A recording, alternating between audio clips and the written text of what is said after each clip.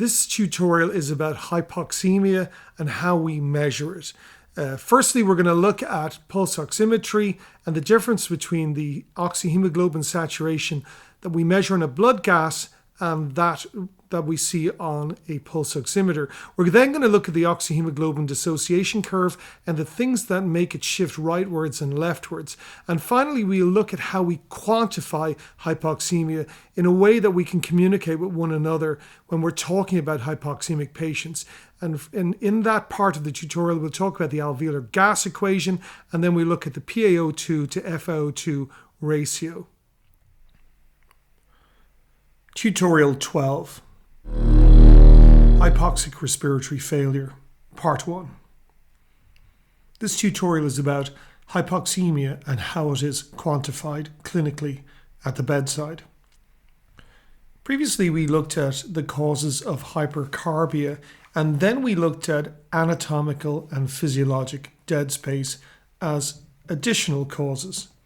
We moved on to pressure support ventilation as a mode of assisting the spontaneous breath and how to set the pressure support level. And then we looked at patient-ventilator interaction at the beginning and at the end of each breath. This time we're going to move on to a series of tutorials on hypoxemia, oxygen therapy, and eventually CPAP and PEEP. In this particular tutorial, we're going to look at hypoxia versus hypoxemia, the oxyhemoglobin dissociation curve and why it is so important, pulse oximetry, and then we're going to revisit the alveolar gas equation and its progeny, the PaO2 FiO2 ratio. Let's start, as usual, with a scenario. You're called to the emergency department to see Ronnie, who is 63. He's an electrician. He is acutely short of breath. His respiratory pattern is rapid, shallow breathing, and his temperature is 38.8 degrees Celsius. His pulse rate is 100 beats per minute, and his blood pressure is 90/60. His lips are a purplish color. How do you determine whether Ronnie is hypoxemic?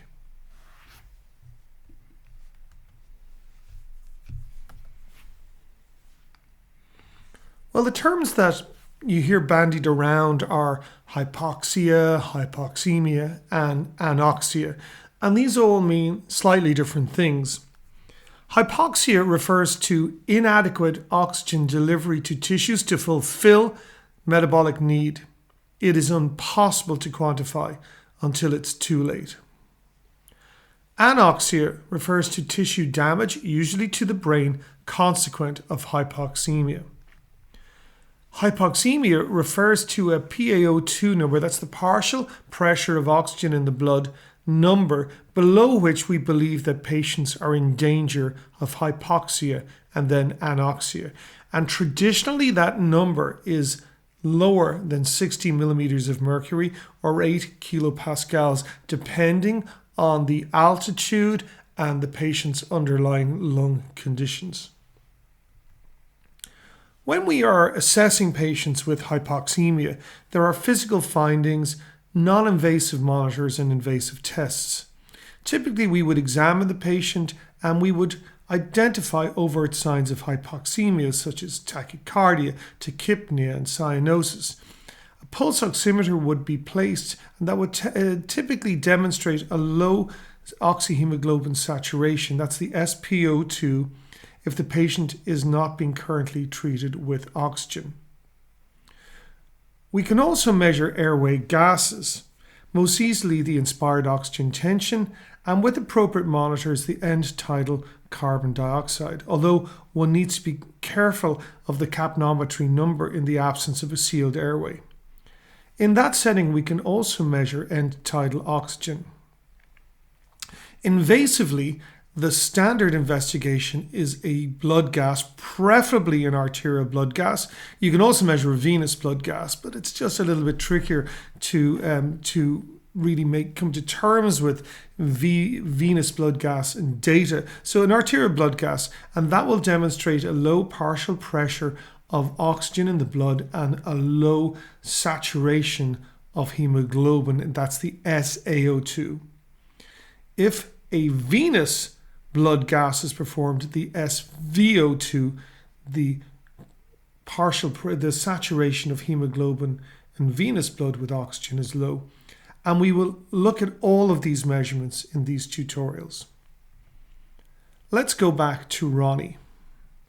Now, Ronnie has a 4-day history of increasing shortness of breath and he's acute respiratory distress. His respiratory rate is 40. On his chest x-ray, there are bilateral infiltrates. He is cyanosed and a pulse oximeter is placed and the saturation is 86%, breathing what some people refer to as room air, which I refer to as air. Let's look at the first thing that we've measured here, the SpO2, the saturation of hemoglobin with oxygen using a pulse oximeter. And to understand the SpO2, you really need to understand the concept of oxyhemoglobin saturation and the oxyhemoglobin dissociation curve. As you are aware, oxygen is a gas, and like all gases, it moves from high concentration to low concentration, a process known as diffusion. So oxygen diffuses from a location where it's in high concentration, that's the alveolus, to where it is in relatively lower concentration, pulmonary arterial blood. When oxygen arrives on the other side of this air-liquid interface, there is a problem, as oxygen does not readily dissolve in blood or any other liquid for that matter. The amount of oxygen dissolved can be figured out by measuring the partial pressure of oxygen, the PaO2, and multiplying it by its solubility coefficient. The quantity is vanishingly small.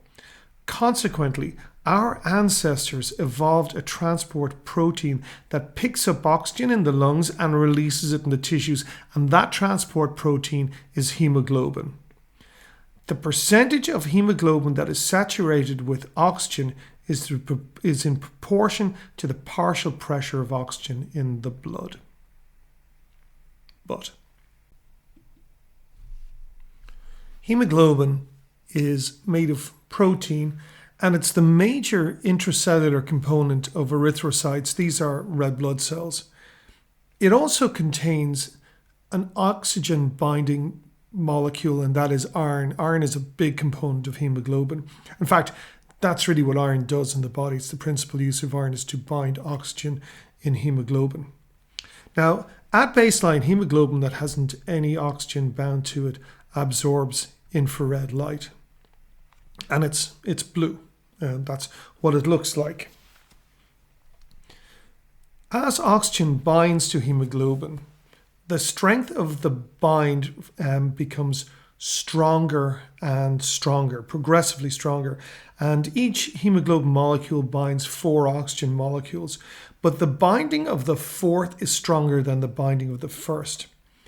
As hemoglobin becomes oxygenated, oxyhemoglobin, it absorbs more and more red light, and consequently, arterial blood, which is usually more than 90% saturated, is bright red, and venous blood, which is only 70% saturated, is dark red and purplish. This is the oxyhemoglobin dissociation curve that you will see in all textbooks.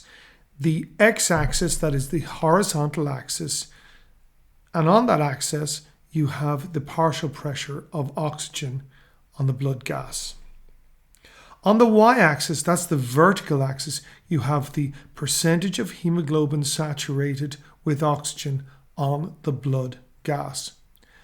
Note that the curve is S-shaped, reflecting the stronger propensity of hemoglobin to grasp onto oxygen at higher saturation levels. Note also that there is an elbow on the curve at approximately 90% saturation, where the oxygen content versus hemoglobin saturation falls dramatically.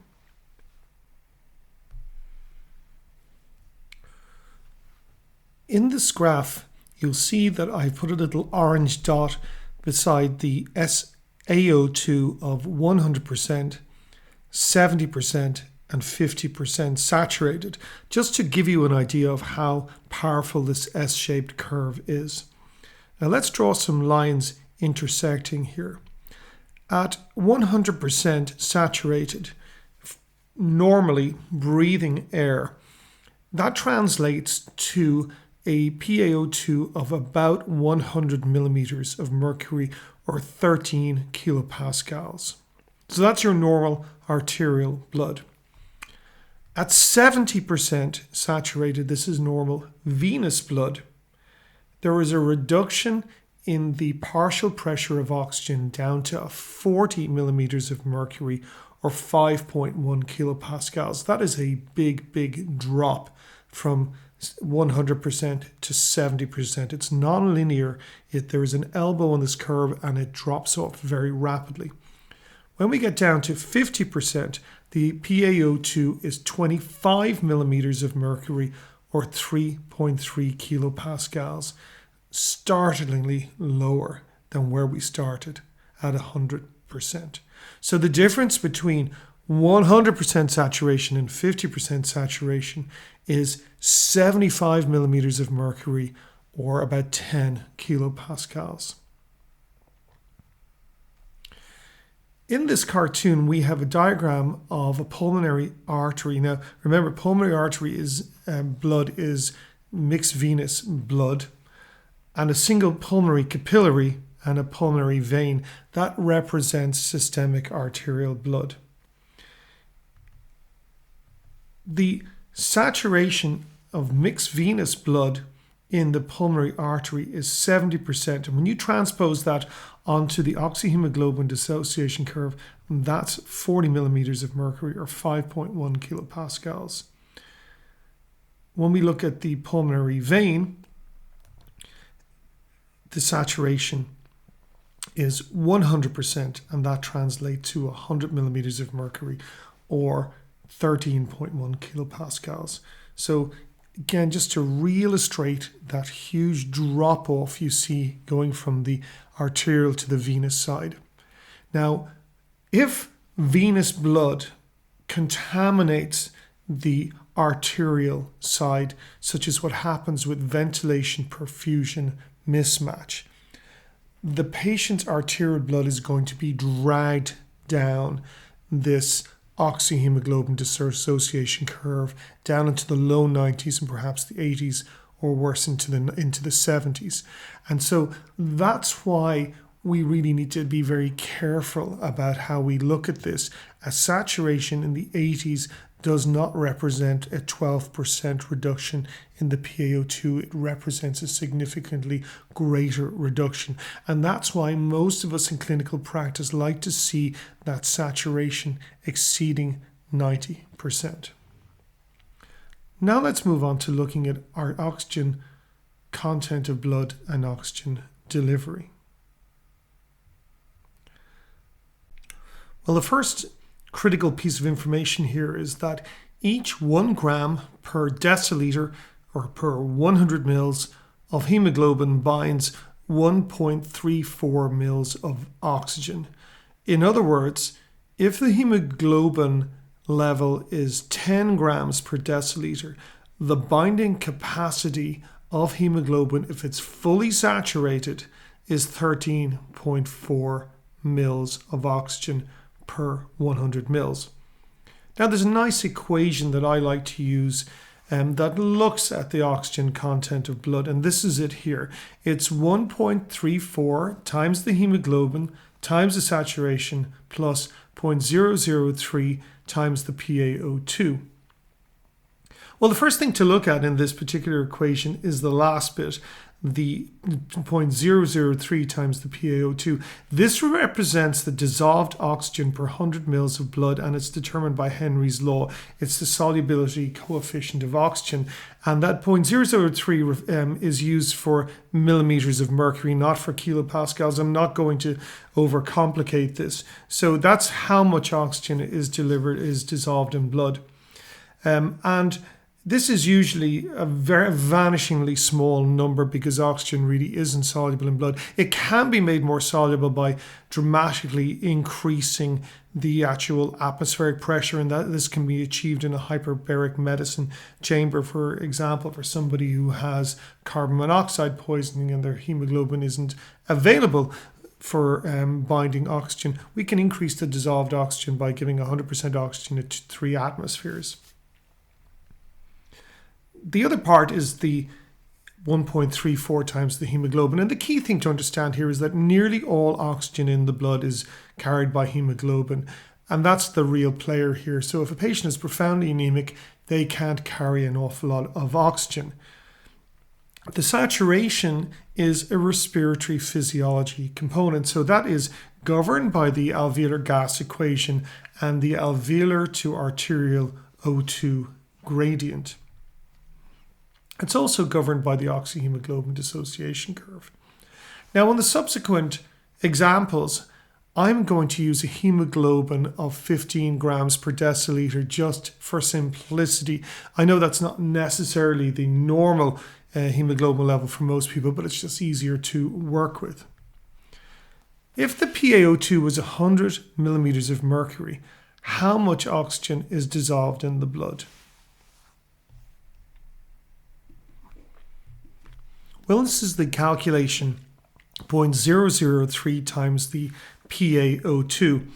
And if the PaO2 is 100 millimeters of mercury or 13 kilopascals, we're going to stick with millimeters of mercury here, then the number is 0.003 times 100 or 0.3 mils per 100 mils. And this is a negligible amount. As nearly all oxygen therapy is targeted at normalizing the PaO2 up to about 100 millimeters of mercury or 13 kilopascals, then that dissolved oxygen number is nearly always the same. So when you're feeding back into the equation, you can just put in 0.03. So when we're looking at oxygen delivery now, we have our oxygen content times our cardiac output. So it's our 1.34 times the hemoglobin divided by the 100. Hemoglobin in grams per deciliter plus 0.03. And in this situation, the cardiac output is 5 liters. So if the hemoglobin is 15, the saturation is 100%, and the cardiac output is 5 liters, what is the oxygen delivery per minute? Well, we start with the equation. We know some of the numbers here. 1.34 times 15 multiplied by 1, it's 100% plus 0.03. That's 20.4 mils per 100 mils. Now we're looking at 1 mil here, so we divide that by 100. So 1 mil of blood contains 0.0204 mils of oxygen.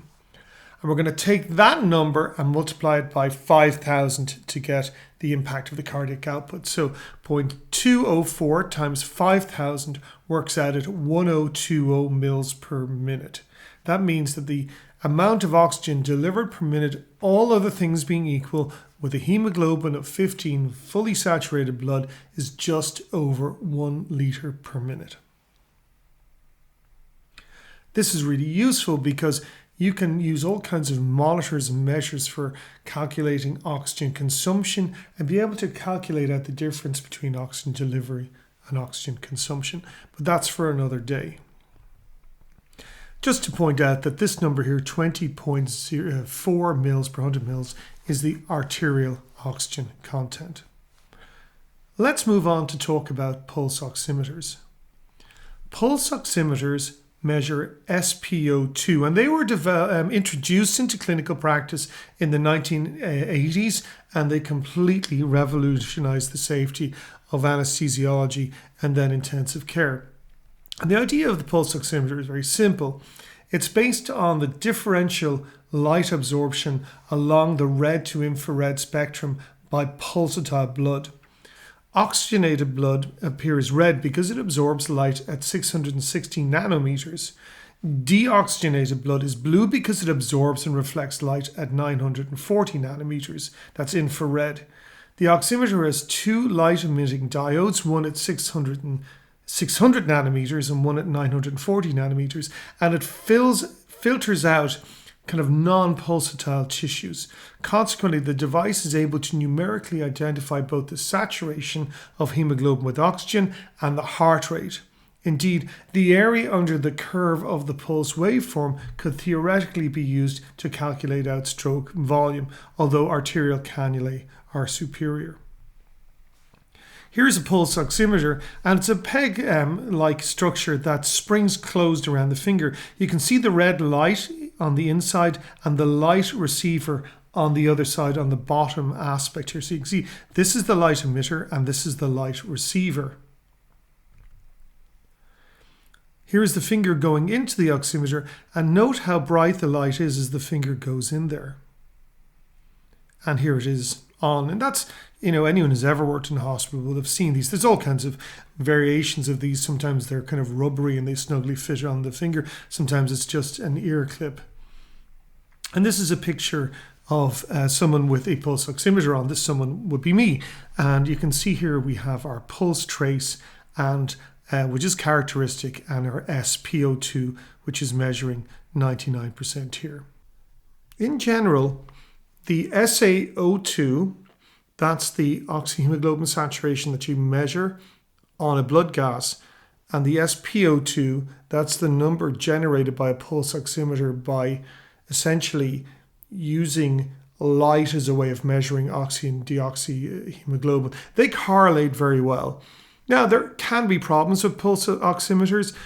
Obviously, if the pulsatile blood volume is low, or the patient's profoundly vasoconstricted, or they're hypotensive, or there's a tourniquet on, or there's interference, that number may not be accurate. It may not generate a number at all. So you just need to be careful. There's also a problem with a significant time lag between when the actual event happens and the saturation falls. Patients may become quite cyanotic before that saturation drops.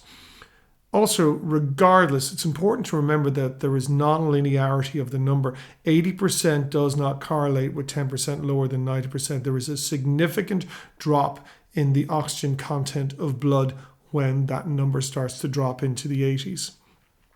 It's also worth remembering that the saturation that you're seeing on the pulse oximeter or on the oxyhemoglobin saturation does not always directly correlate with what you would expect is the PaO2 in that particular patient.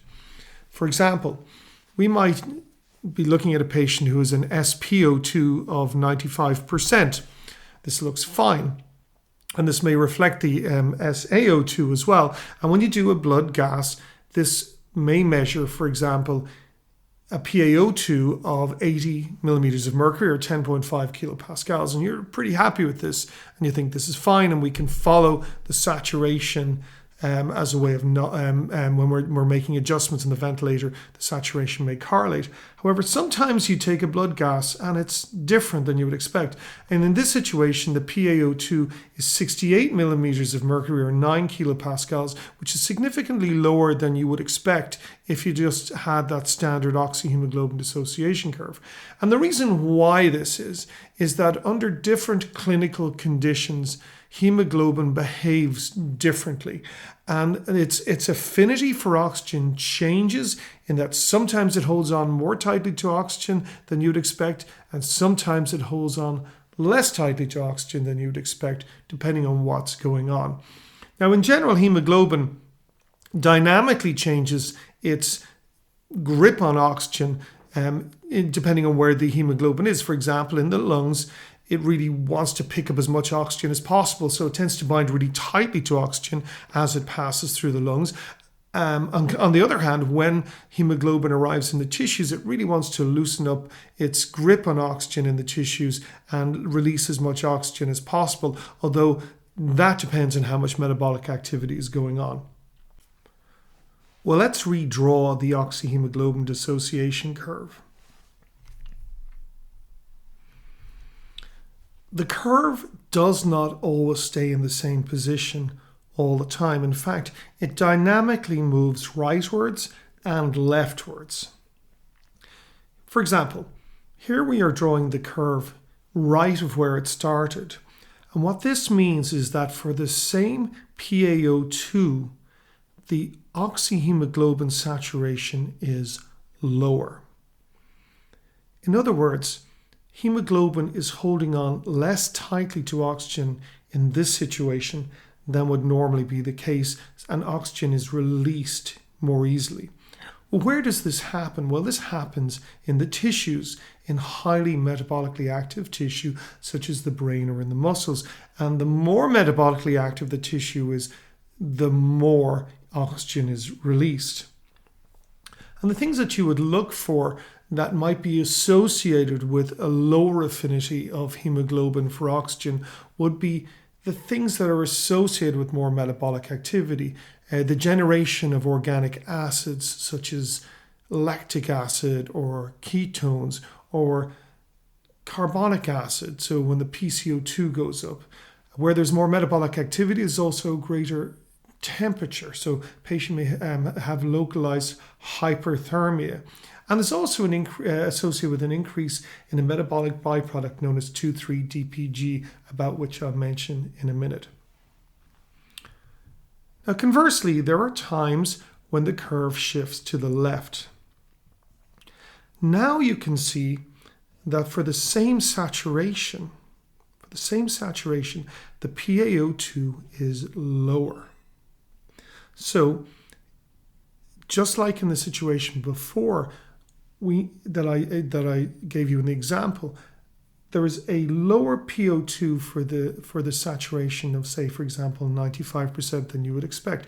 When does this happen? This happens where there is less metabolic activity, where there is a need to hold on to oxygen. And this happens where there is low acidity or alkalinity, where there's hypothermia, where there is a reduction in the PaCO2, so there's less CO2 being generated, and when there is a reduction in 2,3-DPG. In other words, things that are associated with less metabolic activity are associated with an increase in the affinity of oxygen for hemoglobin. Now, I've mentioned this material 2,3-DPG twice so far in this tutorial. When there is an increase in the level of 2,3-DPG, the affinity of hemoglobin for oxygen is reduced and more oxygen is released. When there is a reduction in the level of 2,3-DPG, there is a higher affinity of hemoglobin for oxygen and oxygen is held onto. So what is this 2,3-DPG stuff? Well, the proper name is 2,3-bisphosphoglycerate, and it's a byproduct of glycolysis. Glycolysis is traditionally thought of as anaerobic breakdown of glucose, but it occurs all the time no matter what's going on in your body. But the more metabolic activity that goes on, the more you exercise, the more glycolysis occurs, and the more 2,3-DPG is ultimately generated. Within the erythrocytes, the average 2,3-DPG level is about 5 millimoles per liter, and it's rapidly metabolized. It tends to accumulate then in erythrocytes in conditions of low oxygen tension, and it binds to hemoglobin and causes a conformational change that results in reduced affinity of hemoglobin for oxygen, so that oxygen is more easily released into the tissues to assist with respiration. For completeness, I'm showing you the metabolic pathway that includes 2,3-DPG inside and outside the erythrocyte. I'm not going to go through this in any great detail, but if you pause the video, you can observe this and learn it if you wish, if you find that helpful. What does 2,3-DPG actually do? Well, here we are with our oxygenated hemoglobin, and the hemoglobin is holding on tightly to oxygen, as you know, because with each additional oxygen molecule that it binds to hemoglobin, it binds on a little bit more tightly, hence the S-shaped oxyhemoglobin dissociation curve. When the red cells arrive in the tissues, the metabolic pathway that I showed you in the previous cartoon results in increased levels of 2,3-DPG in the red cell. This changes the conformity of the hemoglobin and loosens its clasp on oxygen, and the curve shifts rightwards. So this is how 2,3-DPG enhances oxygen release.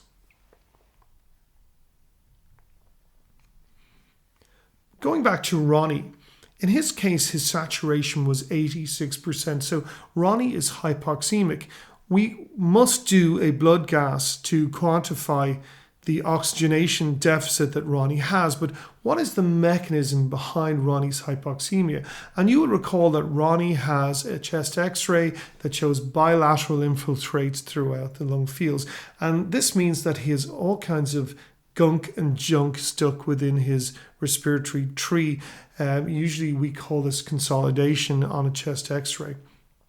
And in this cartoon, we have just two pictures of alveoli, rather than the hundreds and hundreds of millions of alveoli that we have. And you can see there's a capillary running through each alveolus with good blood flow, good ventilation. And as a result, each alveolus oxygenates the adjacent capillary and blood returns onto the pulmonary venous side of the circulation or the systemic arterial side of the circulation, and the blood is well oxygenated and we have a normal saturation.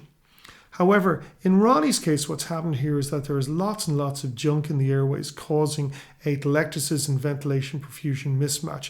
And as a result, blood is flowing through lung units within his lungs that are not well oxygenated. Some of them are collapsed. We call that atelectasis. And as a result, blood flows essentially from the pulmonary arterial side of the circulation through to the pulmonary venous side of the circulation without picking up a lot of oxygen.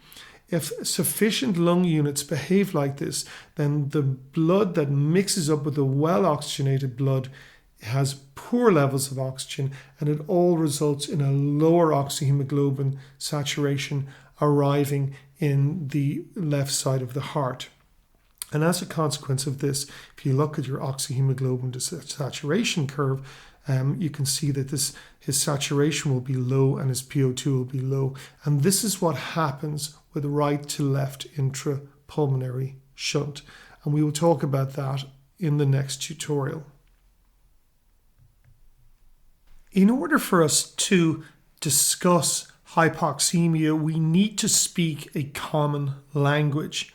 We need to be able to quantify hypoxemia across a whole range of different patients and different clinical conditions, such that when I'm talking to you and you're talking to somebody else about the same patient, we're using the same numbers.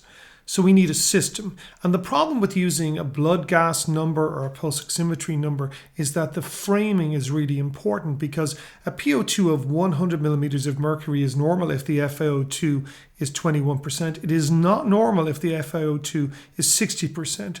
So to quantify hypoxemia, we need to look at a system for comparing the fraction of inspired oxygen to the actual arterial oxygen tension and look for the gradient between the two. The conventional approach to this has always been to use the alveolar gas, sometimes known as the alveolar air equation. This is an equation that I require all of my residents to know. It's a key equation in respiratory physiology. And what it looks like is the content of all of the alveoli in the body, the amount of oxygen that's there. Obviously, every alveolus will have a different amount of oxygen, but it's the average across all alveoli. And it starts with the concept of how much oxygen you're actually breathing in. You're breathing in 21% oxygen at 760 millimeters of mercury. Now that works out at about 160 millimeters of mercury, because you multiply 760 by 0.2121%. So the inspired oxygen tension at the mouth is 160 millimeters of mercury. But then as the oxygen enters the lungs, it becomes displaced by water vapor. The lungs are full of water vapor.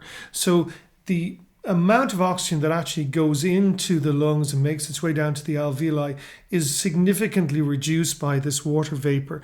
And so the alveolar gas equation adjusts for this by subtracting the atmospheric pressure, from the atmospheric pressure, the water vapor pressure, which is 47 millimeters of mercury, or about 6 kilopascals. And so you end up with a number of 713 millimeters of mercury and multiply that by the inspired oxygen tension.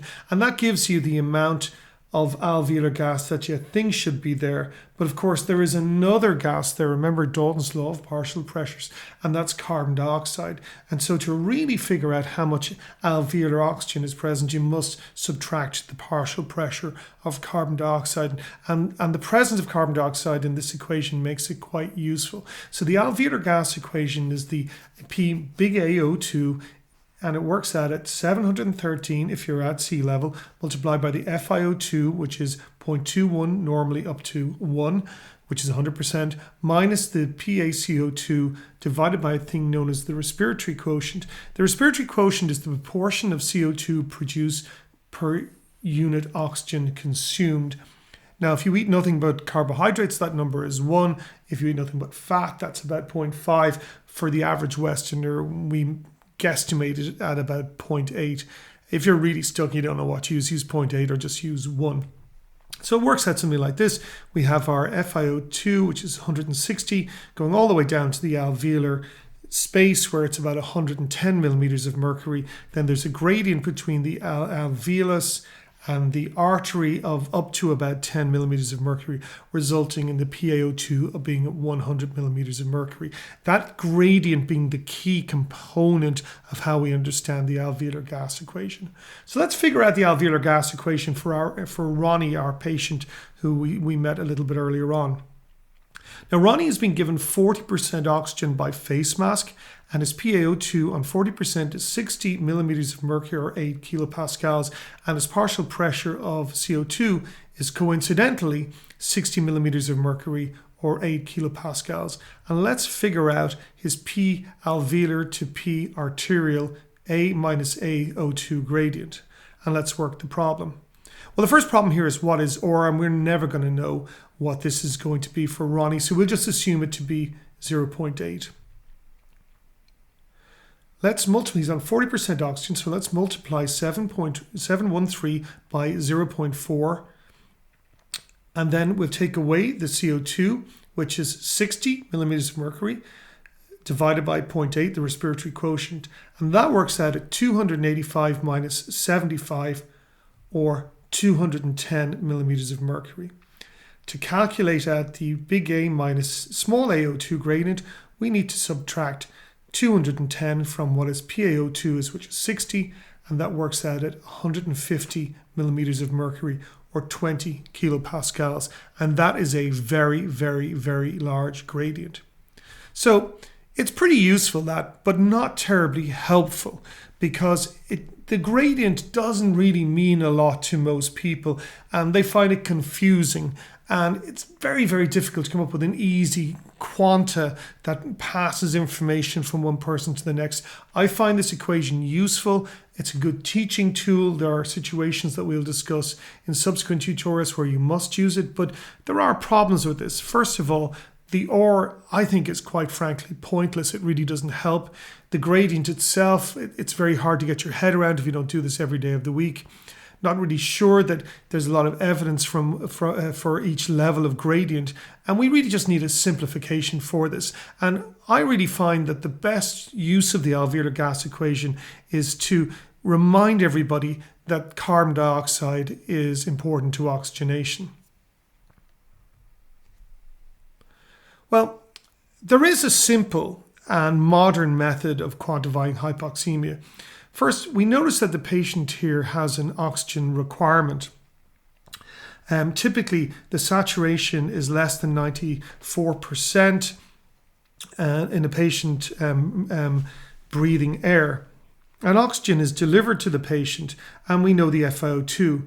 And instead of trying to calculate out the oxygen tension in the alveoli, we can just go ahead and take a blood gas, and we can then obtain the partial pressure of arterial oxygen, the PaO2. So we do our blood gas, we get our PaO2, and then we can divide the PaO2 by the inspired oxygen tension, the PaO2 divided by FiO2, to come up with the PF ratio in millimeters of mercury. So PaO2 divided by FiO2. Now in this situation, we have somebody breathing 21% oxygen, and the PA, that's the inspired oxygen tension, and we do a blood gas, and the arterial oxygen tension is 100 millimeters of mercury, or 13 kilopascals. By doing our calculation, the PaO2 divided by the FiO2, it's 100 divided by 0.21, or 475, or 62 in kilopascals. So that's a pretty impressive number, PF ratio, 475. Big number. Okay. Now let's look at a different kind of scenario. In this situation, we have a hypoxic patient whose saturation is 86%. And you can see here with the cartoon, there's all these diseased lung tissue. There's sticky lungs, there's soggy lungs, there's atelectasis. And the FiO2 is being progressively dialed up to get the saturation up above 92%. So at the moment, the patient's on 80% oxygen. And the saturation is now up at 92%. And so we're going to go and we're going to do a blood gas in this patient. And on the blood gas, the PO2 is a respectable looking 100 millimeters of mercury, or 13 kilopascals. This may look good, but when we calculate out the PaO2 divided by FiO2 ratio, that is 100 divided by 0.8, the number that comes up is 125. Or if you use kilopascals, 16.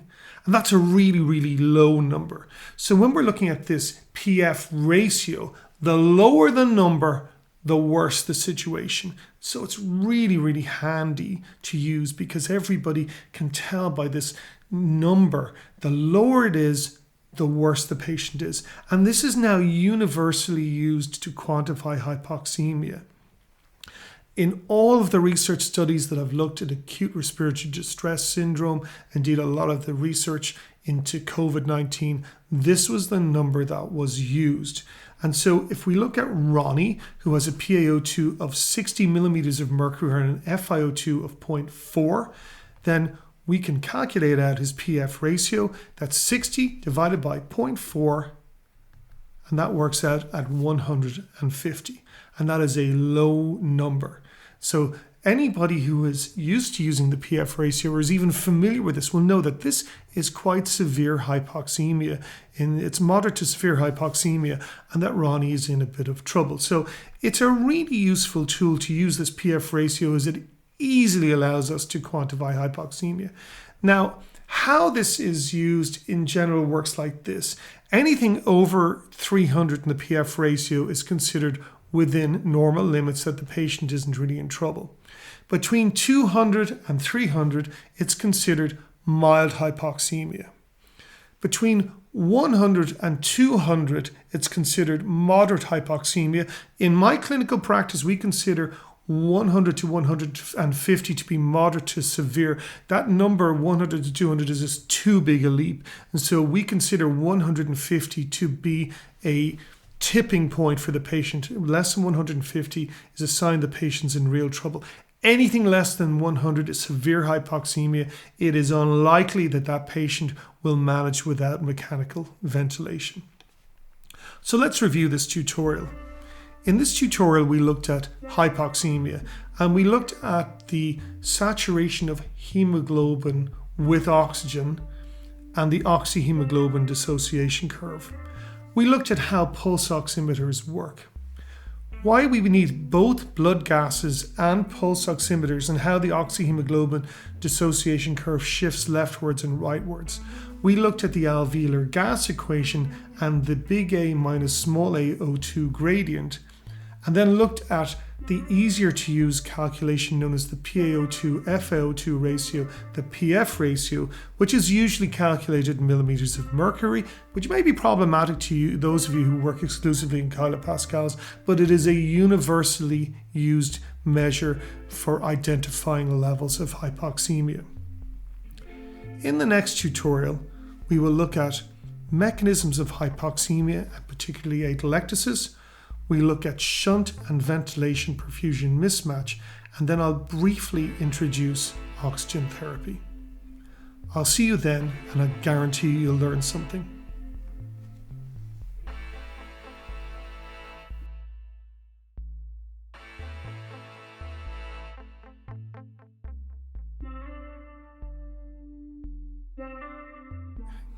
So that was measuring and quantifying hypoxemia. The next time we'll talk about mechanisms of hypoxemia, ventilation perfusion mismatch and shunt. If you're enjoying these tutorials, don't forget to subscribe on YouTube and leave some comments below, and you can visit these tutorials and others at ccmtutorials.org.